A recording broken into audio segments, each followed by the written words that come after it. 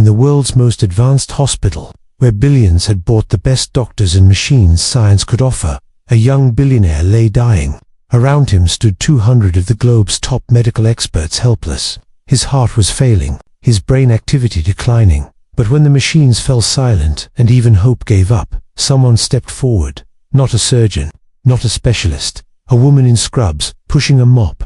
No one knew her name, no one cared to, until she whispered 5 words. That changed everything. Let me try, just once. This is the untold story of what happens when status means nothing, but the human heart means everything. You're about to witness something unbelievable, and absolutely true. Asterisk, the last breath of luxury often smells like antiseptic room. 91A on the 83rd floor of Genesis Health, tower dubbed the Hospital for Gods, was a marvel of modern medicine. Glass walls that turned opaque with a voice command, ambient temperature tuned to the patient's DNA-based comfort levels, and AI systems running simulations every second to preserve what little life was left. But none of it worked. Lying still, on the titanium alloy bed was Elijah Grant, 34 years old, billionaire, innovator, beloved by the media, envied by rivals, worshipped by his shareholders, CEO of Novacora tech empire that made him the youngest trillion-dollar man.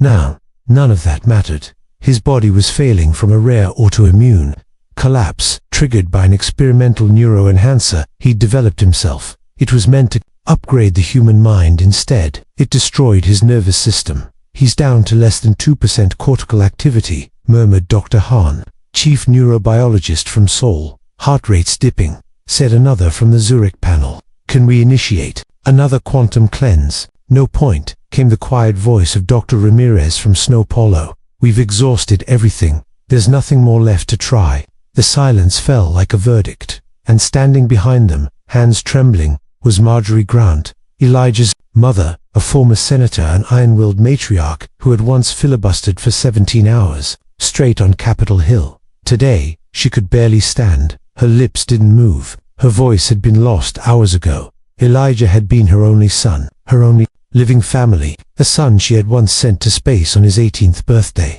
a son who had given away $400 million in a single month to fight hunger, a son who now lay unresponsive as 200 of the world's finest minds whispered of failure. A nurse reached over and gently removed Elijah's pulse tracker. Marjorie flinched. The screen went black. Asterisks down on the service floor. The late-night cleaning crew clocked in. No fanfare, no attention. Just fluorescent lights and rubber soles squeaking down hallways. Selena Reyes, 42, pushed her mop bucket like she did every night. Her hair was tied up in a loose bun, her name tag chipped and unreadable. Her back ached, her gloves were too small, and the bleach stung her eyes. She had a routine. Start on the 60th floor and work her way up. Tonight, she was ahead of schedule, strange for a Friday. When she reached floor 83, something felt wrong. She wasn't supposed to be there. Only senior staff and critical care physicians were allowed past the silver doors. But the elevator glitched and didn't lock her out. She should have gone back down, but she didn't, because as she passed the corridor, she saw the lights outside room 91A flash red, then fade. People in white coats exited with shoulders slumped, eyes down, defeated, one by one. They passed her without looking. Selena stepped closer. Inside, she saw a mother weeping silently beside a still body. Machines unplugged. Nurses standing. Still. Something inside her stirred. Not pity, not fear. Recognition, because 8 years ago, she had lost her own son in a clinic half this clean, with a fraction of the equipment, and no one had tried. No one had fought. He was poor, not important enough. She never forgot that day. She never forgave it, and tonight, it felt like it was happening all over again. Only this time, something told her it wasn't too late. Asterisk, a security guard noticed her frozen outside the ICU door. "Ma'am," he said sharply, "this is a restricted floor. You're not authorized." She didn't move. He stepped closer, back to service level. Now, Selena's voice was quiet, not fearful, not loud, just steady. "I can help him." The guard blinked. "Excuse me," I said. "I can help him." Another nurse looked up. A doctor nearby turned, clearly agitated. "This isn't a circus, please." But Marjorie, still holding her son's hand, lifted her head. Her eyes locked on Selena. She had once been trained to read liars on the Senate floor. Selina's eyes didn't blink. Her shoulders didn't flinch. Something about her was sincere. "What do you mean you can help?" Marjorie whispered. Selina stepped forward. "I'm not a doctor," she said, "but I've seen this before, and I've learned things. Things no textbook teaches." The room was silent. The machines were off, but her heart was still beating. Marjorie looked at the doctors, then at her son, then nodded. "Once do it."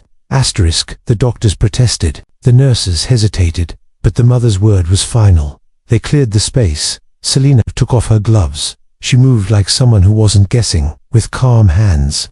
She placed her palms gently on Elijah's chestnut over the heart, but slightly off-center. "His body's rejecting itself," she murmured, "but not because of the drug, because it doesn't remember how to trust its own rhythm." She closed her eyes. For the next few minutes, no one spoke. She didn't chant. She didn't perform theatrics. She simply felt, adjusted, waited.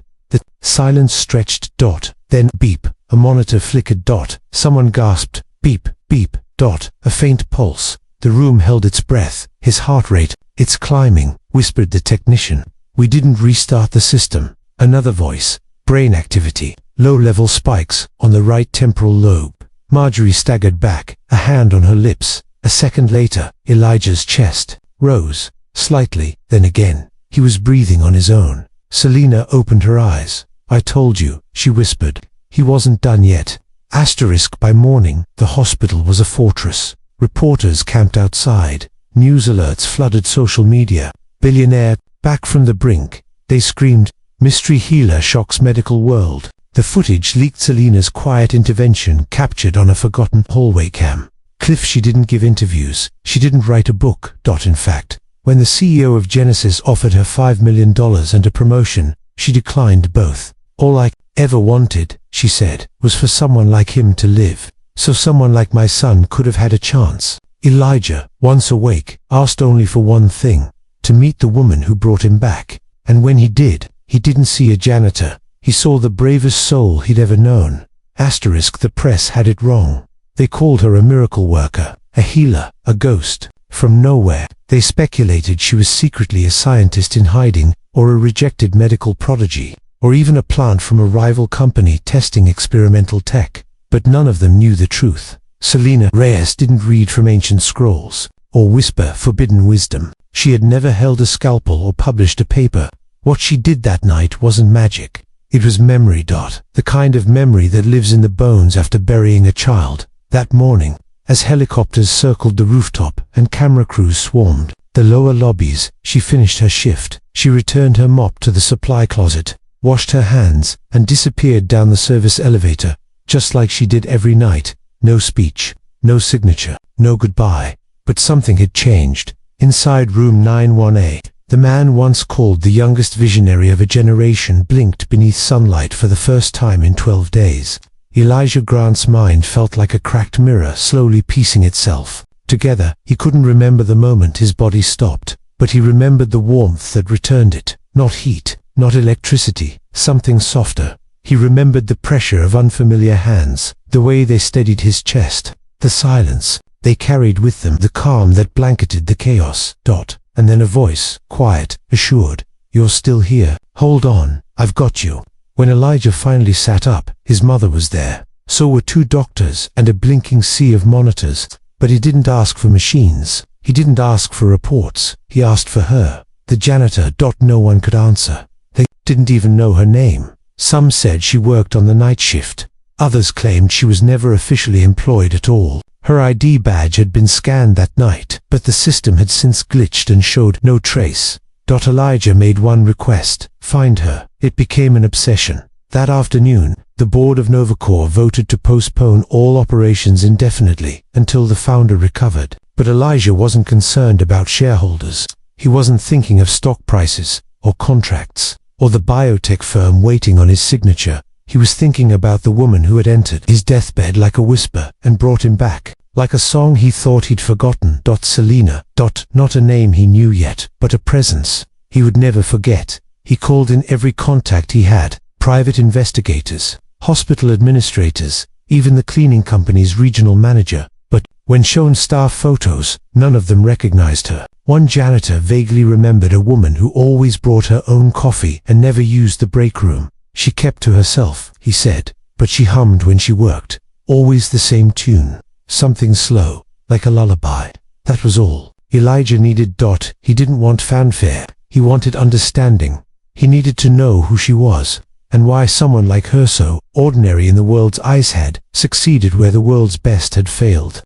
Meanwhile, miles away, in a two-room apartment above a laundromat on the east side of the city, Selena sat quietly beside a plastic fan and reread a letter she had written but never sent. The name on the envelope was Santiago, her son. Every year, on his birthday, she wrote him something new. This year, for the first time in 8 years, her handwriting didn't tremble, because this time, she had saved someone who reminded her of what she lost, someone who gave her a reason to keep writing, and maybe, just maybe, to stop running. That night, she pulled out a box from beneath her bed. Inside it were old photographs, a cracked notebook, and a sealed envelope. She didn't know yet that Elijah was searching for her. She didn't know that news outlets were broadcasting her image across the globe, that people were calling her the silent savior, or that forums were flooded with stories of lives she had unknowingly touched. All she knew was that something inside her had opened again, and she was no longer invisible. 2 days passed.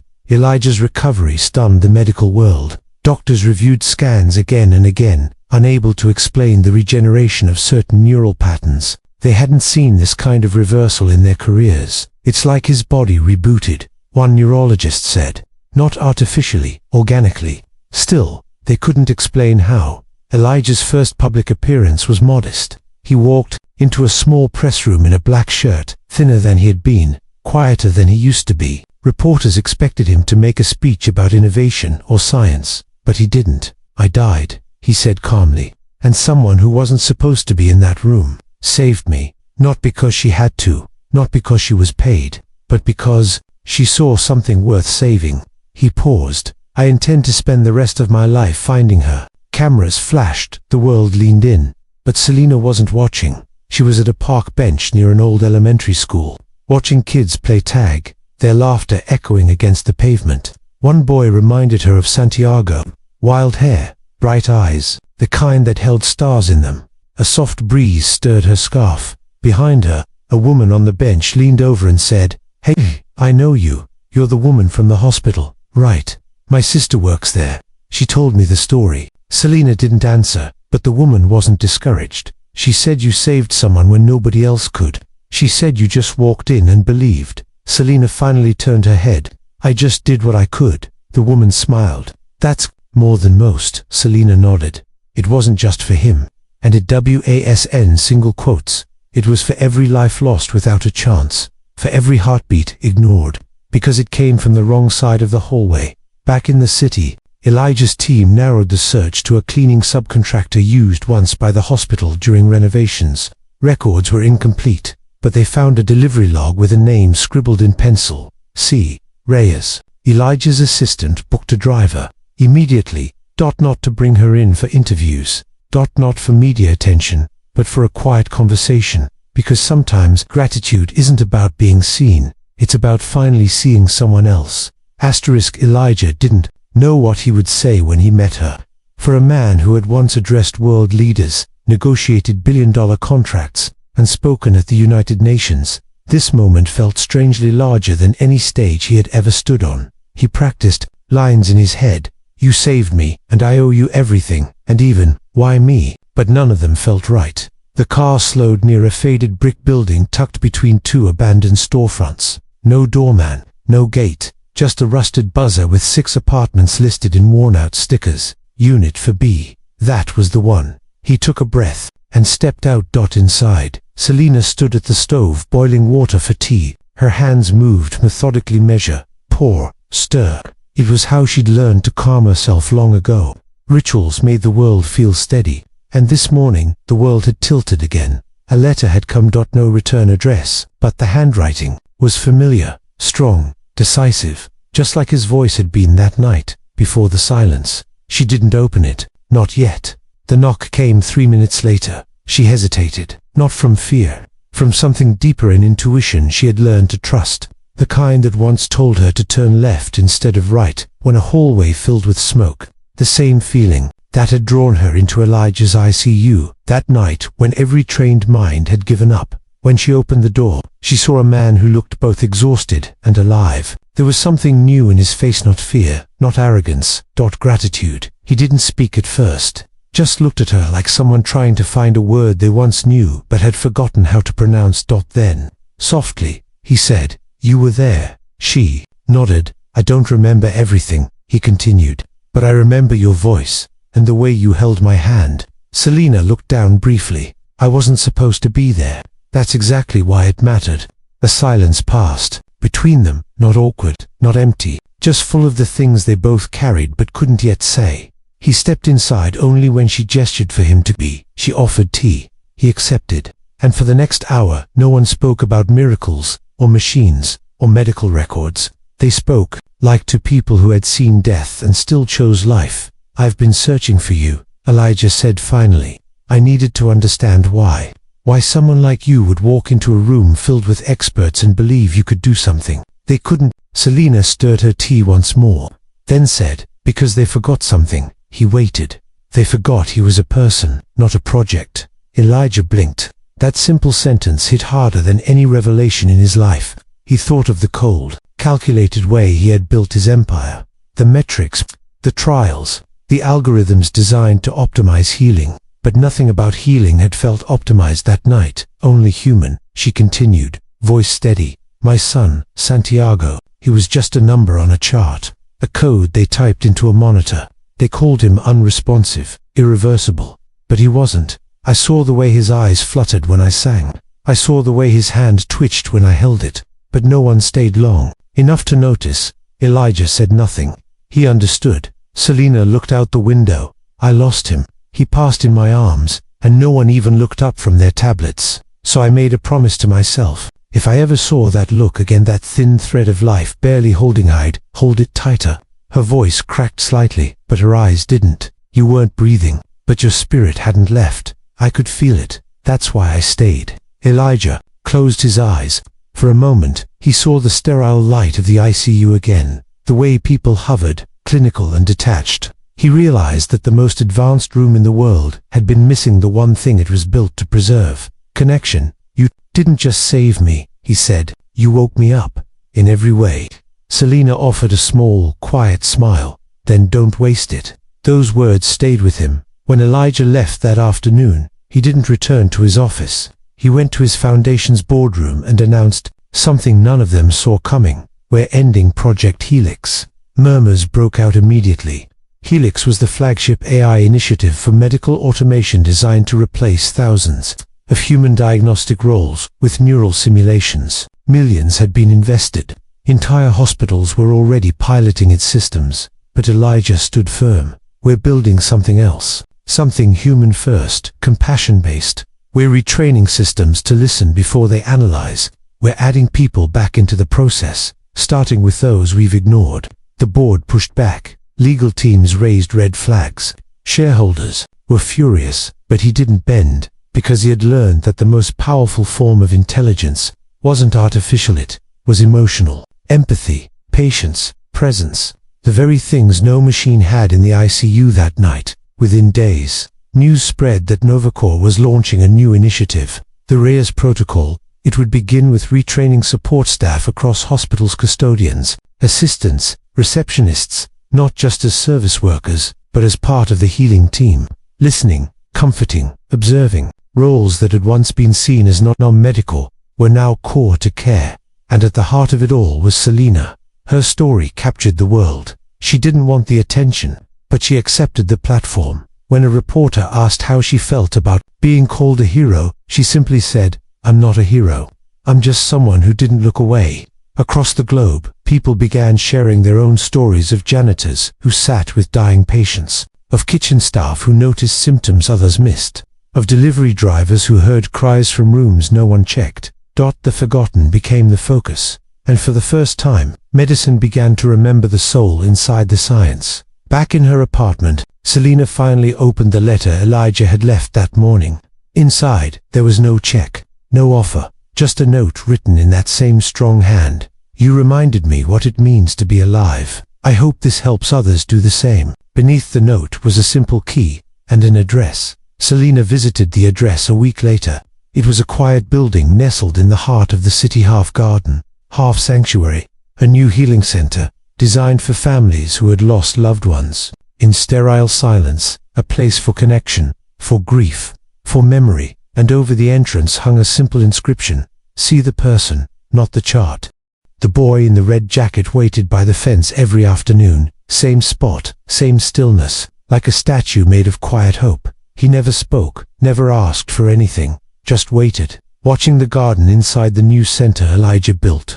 The garden that used to be a parking lot, now blooming with wildflowers and benches beneath the sun. Selina noticed him on her third day, volunteering there. She was helping a grandmother fill out grief forms after losing her husband. It was certificate, time of death, cause, but nothing about grief is routine. Not really. The woman's hands shook too hard to sign the last page, so Selina simply held her palm still. Later, as the woman left with a small candle and the name of a counselor, Selina glanced through the wrought iron fence. The boy was still there, same jacket, same silence. She stepped outside, not toward him, just near enough to feel the air between them. "You can come in, you know," she said softly. He didn't answer, just looked at her with eyes too tired for his age. "My name's Selina. What's yours?" No reply. Just the slow blink of someone deciding whether to trust or disappear. Eventually, he said, "I just want to sit by the tree."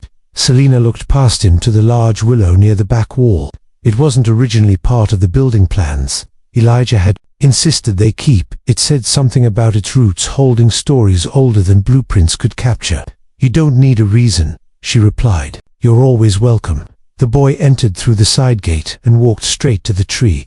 He sat without speaking, head bowed, fingers digging small circles in the dirt. It became a new routine. Every afternoon he came. He didn't talk much, but he stayed longer. Sometimes he brought a toy car, sometimes a tattered book with no cover. And every time he left, he looked a little lighter, like the air around him stopped pressing so hard. Selina didn't ask questions. She just showed up, sat nearby, and let the silence do its work. It reminded her of Santiago, not in appearance, in presence, in the way quiet children carry storms inside their chests that no adult seems to hear. But Selina heard. One evening, as twilight softened the sky, the boy spoke again. "My mom used to bring me here before it changed." Selina paused. "Before it became the healing center." He nodded. "She worked at the cafe across the street. Sometimes, when her shift ended early, we'd come here." She said the willow tree kept secrets. Said if I listened close, I could hear it whisper. Selina smiled gently. "Did you ever hear it?" He shrugged. "Not until recently." "What does it say now?" The boy looked up, eyes glassy.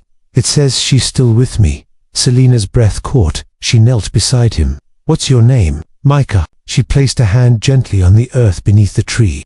"She's proud of you, Micah." His lip quivered, but he didn't cry. Instead, he leaned against the trunk and whispered something too soft to catch. Selina didn't press. Some words weren't meant to be shared, only released. Later that night, she told Elijah about Micah. They were walking the second-floor hallway of the center, now lined with art from children who had lost someone, a wall of crayon tributes to parents, siblings, even pets. "There's more of them, Elijah," Selina said. "So many like him. They just need somewhere to sit. Somewhere that doesn't ask for insurance or ID or clean diagnoses." Elijah stopped walking. Then he turned. "I want to build a second center, not for patients, for their families, for the ones left behind. Grief doesn't follow visiting hours," Selina said. "It needs room to breathe." He nodded. "Then let's make room." Within weeks, planning began. Architects designed meditation rooms, music spaces, and a garden twice the size of the first. No fluorescent lights. Numbers on the doors. Just names. Names and stories and softness. But something else happened that neither of them expected. People began to come not just to heal, but to help. Former patients who had lost loved ones came back to volunteer. Retired nurses, janitors, even an ex-paramedic with PTSD who hadn't worked in 6 years, all showed up asking the same thing. "Can I do something?" The Reyes protocol spread. Hospitals around the country began re-evaluating how they defined care. They implemented presence hours, where every patient, regardless of status, was visited by someone who would simply listen. No clipboards, no diagnostics, just presence, just humanity. And at the core of this quiet revolution stood the woman no one had noticed 3 months ago, Selena. One evening, after the second center opened its doors, Elijah asked her to speak at the dedication ceremony. She declined at first. Public speaking wasn't her world. She preferred the broom closet and the garden. But Elijah said something that changed her mind. You spoke without words that night, but there are others still sleeping in silence. They need your voice to wake them up. So she stood, one warm evening, in front of 300 strangers and dozens of cameras, and told her truth, not with polish, but with power. My son died with no one listening, she began. So I made a promise. I would listen to every silence I met, for the rest of my life, because sometimes the body isn't what's broken. Sometimes it's the part of us no monitor can measure. She paused. The room was still. I am not a doctor. I'm not a therapist. I'm not even officially trained. I am a woman who once held the hand of someone fading and whispered, "Stay." That's all I had. And somehow, it was enough. A tear rolled down Elijah's cheek. So many in that room had forgotten what it meant to truly be there for another human being. She had reminded them. That night, after the crowd left and the lights dimmed, Selena walked back to the willow tree. Micah was waiting, already curled beside it. "You were on TV," he said. "You didn't look scared." She smiled. "I was a little, but then I thought of you and Santiago." Micah looked up. "Was he your son?" Selena nodded. "What happened to him?" She knelt beside him. "He got sick, and the people who were supposed to help didn't listen in time." Micah leaned against her shoulder. "I'm sorry." "Me too." They sat together until the stars blinked awake above them in a world that had once raced past her. Selena had become the reason it stopped to feel, and in that pause, healing had begun, not from machines or money, but from the simple act of one human choosing to see another. The rains came early that season, not the kind that floods streets or cancel events, the kind that slips in quiet, like a whisper through open windows, soft enough to lull the restless, and honest enough to wake what's been buried for too long. Selena sat by the window of the new center's west wing, folding towels, watching droplets race each other down the glass. Beyond the garden, the willow bent gently, as if bowing to time itself. Everything felt still, but not empty. Each morning more people came, not just for healing but for remembering. And yet, even amidst the warmth of community and laughter returning to once quiet halls, a part of Selena's heart remained untouched, a door she hadn't dared open. Until that letter arrived. It came in a plain envelope with no return address. Inside, one folded sheet, thick with age, the handwriting careful and oddly familiar. "Dear Selena, if you're reading this, it means you gave someone something the world had forgotten how to give: hope. I don't know where life took you after that night, but if you're ready, there's something I need to show you, something buried before the world could understand. Room 109, St. Hilary's Hospital. Ask for Eleanor, E.R. Elijah Reyes." She hadn't heard his full name spoken in weeks. People had simply started calling him the man who built a miracle, or the one who rewrote care. But this was different. A signature in ink, not broadcast, not legend, just a whisper from the past. She didn't tell anyone, not even Micah. She simply took a day off and boarded a morning train. With a paper note and a quiet heart. St. Hilary's sat on the edge of a mountain town that seemed forgotten by time. The trees here leaned close together, and the streets curved like rivers. The hospital was old, not broken, just tired in the way old places get, with paint that never quite dries and hallways that echo more than they should. Selena stepped through the lobby, the scent of aged linoleum and distant antiseptic brushing her memory. She asked for Eleanor. The receptionist paused, then slowly stood and led her down a hallway lined with faded photographs. Nurses in stiff uniforms, babies wrapped in cloth, doctors with eyes like stone. At the end of the hall was room 109. Eleanor was waiting. She was in her 80s, small and silver-haired, with hands that trembled, not from weakness, but memory. Her eyes lit up the moment Selena stepped in. "I've waited for someone like you," she said, voice like silk left in the sun. "Sit. I have a story to tell you, but only if you're ready to hear one that might change everything." Selena Sat. Eleanor reached into a drawer and pulled out a photograph. It was old, black and white. A group of 5 people standing around a stretcher. One of them, unmistakably younger, was Elijah Reyes. Beside him was a girl who looked eerily familiar. Same posture, same eyes. It was Selena's mother. I knew her, Eleanor said. Years ago, before she had you. She was the first to believe that love could heal a body more than medicine ever could. Selena's breath caught. She wasn't a nurse, she asked. No, Eleanor said. She was a janitor, just like you. The room fell still. The walls leaned closer. Selena clutched the edges of the photo like it might dissolve. Eleanor continued. Back then, we didn't have protocols or fancy names. We had each other. And one night, your mother stayed past her shift to hold a dying child's hand when every doctor had gone home. That child lived.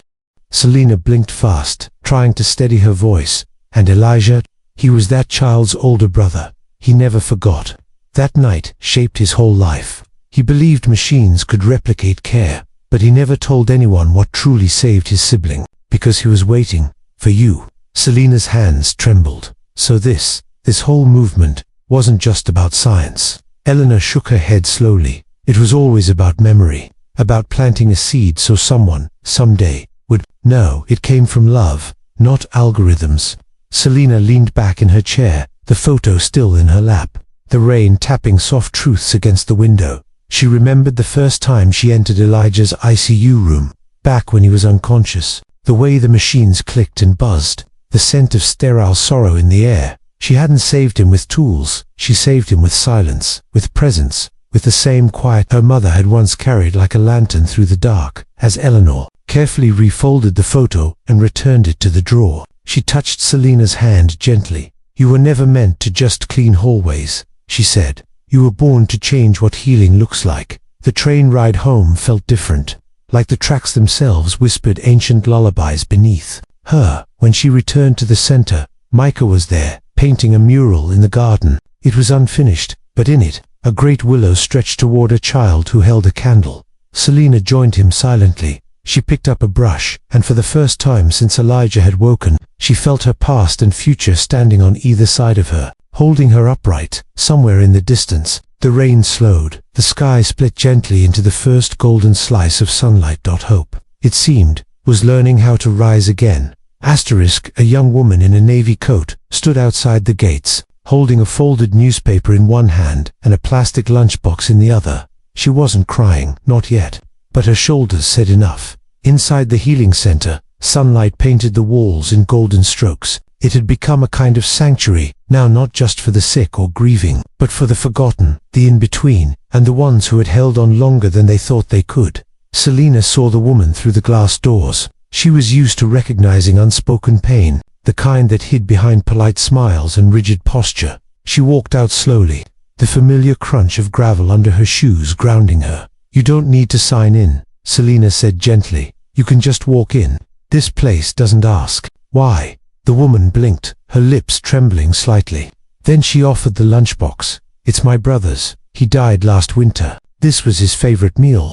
He used to say it made the hospital food taste less like cardboard. I didn't know where else to bring it. Selena took the box with both hands, as if receiving something sacred. Would you like to put it in the remembrance room? The woman hesitated, then nodded. Together, they walked past the hall of names, each plaque lovingly carved, each story stored not in charts but in voices that filled the rooms. The remembrance room wasn't a museum, it was alive. There were drawings, handwritten letters, folded paper cranes, a single running shoe, and now, a lunchbox. When they placed it on the wooden shelf, something shifted. The woman turned to Selena, voice breaking. It's not much, just rice and tofu and a hard-boiled egg. Selena smiled. It's everything. You remembered. That's more powerful than anything science can do. Later that evening, as golden light gave way to dusk, Selena walked to the garden. Micah was reading beneath the willow, a puppy asleep at his feet. Elijah sat on a bench nearby, flipping through pages of a leather-bound journal. He had healed slower than most expected. His body had returned to function within weeks, but his heart had taken months, and yet here he was, barefoot in the grass, notebook in hand, more whole than the man who once believed only in machines. When Selina approached, he looked up. "You still don't like sitting still, do you?" he teased. She smirked. "The floor doesn't mop itself." He held up the journal. "Do you know what this is?" She shook her head. "It's everything I never said. Letters to Santiago. Notes to myself. Plans I was too afraid to believe in, until you walked into that room."